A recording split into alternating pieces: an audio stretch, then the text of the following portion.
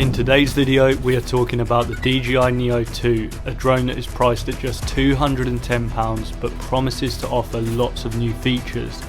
My goal is to help you decide whether it's a worthy purchase or not, and I'll dive not only into the positives but things to consider too. Before I jump in, let's roll some cinematics. 3, 2, 1.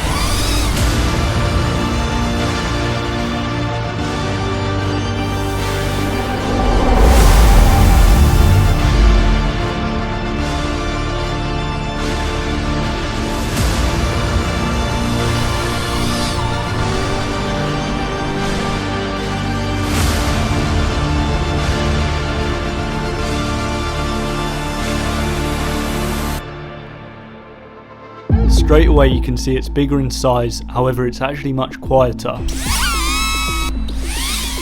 Next up we have an upgrade in vertical shooting which allows you to get cleaner social media shots, and you can gesture the drone with your hand, allowing it to change position during flight. You can still operate this with your phone or a DJI remote, but we also now have a module on the back which helps improve range, which is great for FPV flights. On the topic of FPV, when flying this as a first-person view drone, it still feels quite underpowered, but there is a slight boost in performance. I feel more confident in the air with this one, especially when doing sharp turns. I think this is a great entry-level FPV drone for beginner pilots.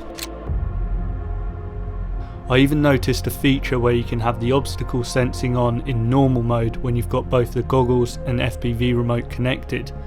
For anyone who wants to slow down their footage, 4K up to 100 frames per second is now available, giving you a lot more flexibility when you film. This review is not sponsored by DJI, but I did however have the drone pre-release for an Instagram partnership. The cameras actually have the same sensor, but I was still curious on whether we could see any difference in quality. So I set up both drones, and I want you to decide if you can tell a difference or not.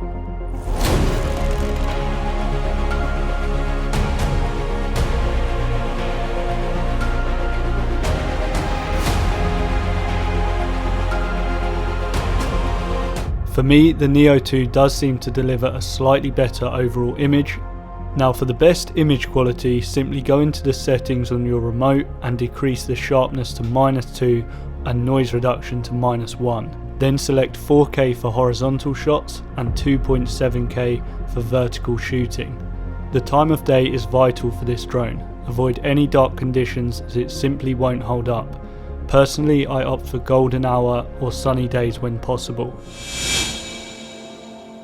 Despite this drone having a better wind resistance going from level 4 to level 5, I only recommend flying on calm days, otherwise you'll get mixed results. As well as this, when operating this as an FPV drone, turn off stabilisation and go for gyro flow. You now have a lot more QuickShot Modes available, such as Dolly Zoom, along with different flight path options, which opens up new creative doors. Obstacle avoidance was arguably a standout feature for me, and I was blown away at how well it performed. Basically the drone has got to navigate through this right here. It's going to be tough, and also the lighting isn't ideal because it's quite dark. Let's see how it gets on.